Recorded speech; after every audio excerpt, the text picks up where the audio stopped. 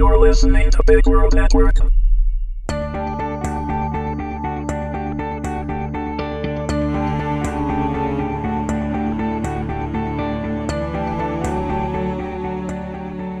Accidental Passion, Episode 4, Longing, read by Meagan Hedin. Warning: although there is no material subject matter within that couldn't be found in any general bookstore with no age constraint, this series is rated 18 and contains adult situations and content. It is intended for mature audiences only and should not be read if you are uncomfortable with graphic sexual intimacy. The lights of Detroit were just coming into view from the cockpit of Ryan McCoy's executive jet. He was proud of the fact that he was a self-made man. He would be descending shortly and would have to focus on his approach and landing, but for now, with the last bit of sunlight disappearing in a dark purple over the horizon, he was enjoying the time to reflect. He did actually come from a well-to-do family, his father having been a senior executive with Ford Motor Company in the 1970s and 80s.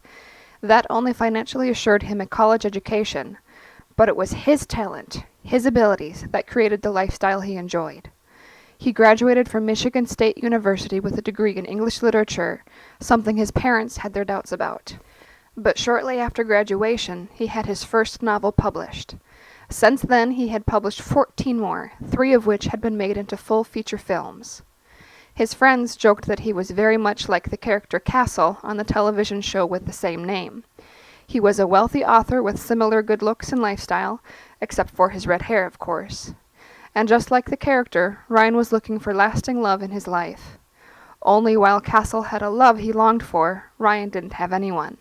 That was, until this very week, he thought, as he made a small adjustment to the autopilot. It was actually by pure luck that he had met Kim. His jet had broken down in Miami, and he had to catch a commercial flight home to Detroit while repairs were made. It had been something right out of an Italian movie, where the man is thunderstruck at the very sight of a woman, and immediately knows it is his destiny to be with her.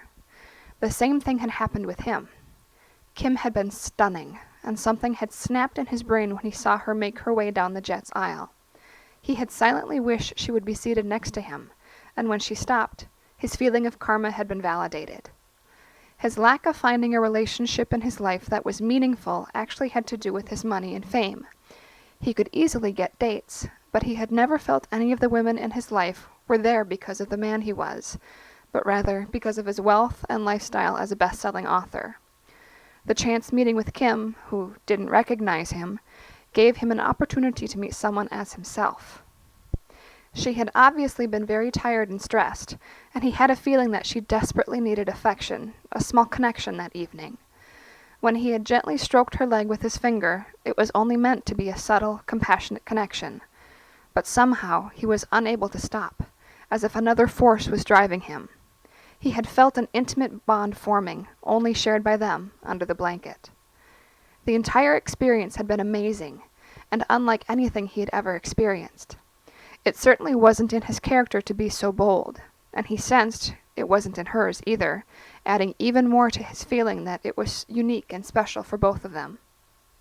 Since then, he hadn't been able to get her out of his mind, and wouldn't be able to do so easily, he thought, as air traffic control gave him descent instructions over his headset.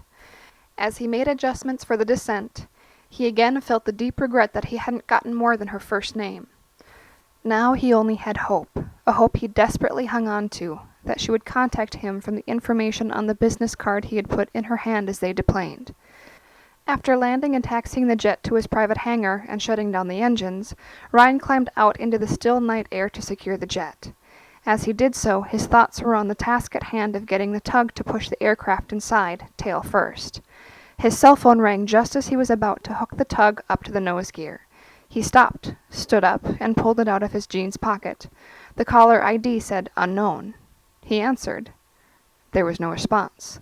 The line was already dead. Kim was frustrated. She was overwhelmed again with her life after only being back a couple of days.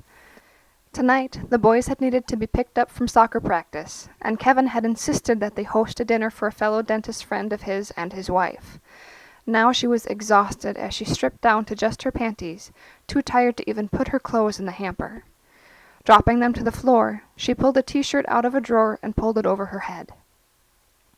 She knew where Kevin was, even though he had no idea she knew his secret. He would be down in the basement with his tank, and then move to the den in the finished part of the basement to sit in front of the television, enjoying his high. But that wasn't what was occupying her thoughts as she climbed under the covers. What was on her mind was, well, what had been occupying her mind. It hadn't been Rick that filled her thoughts after their weekend, nor was it Kevin. It was her flight home, which she kept reliving over and over again in her mind.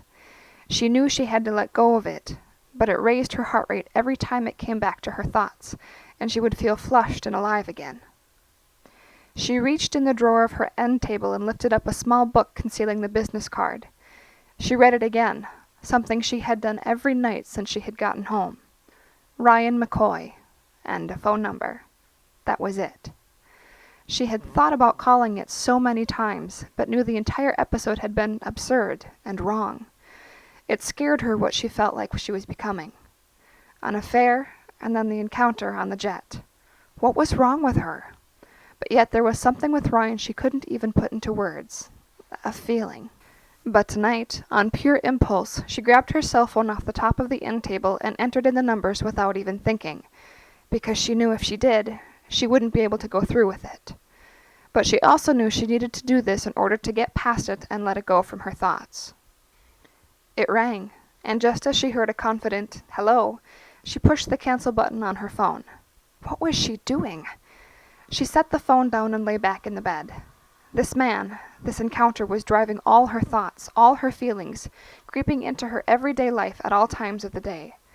It had just been so amazing, so insane, so intimate that she couldn't get it out of her mind.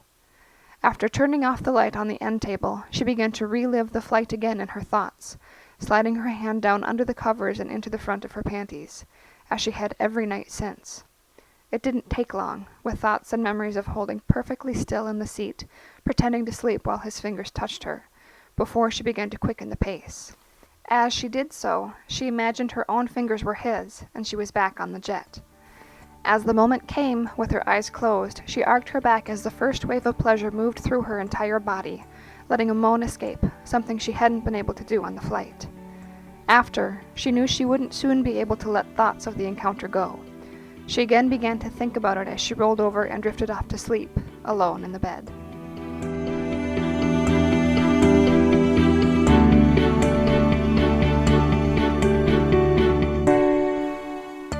This has been a presentation of Big World Network.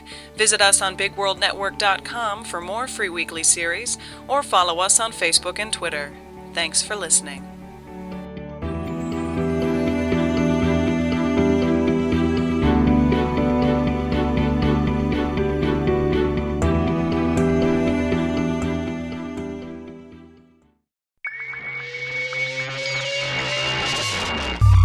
You're listening to Big World Network.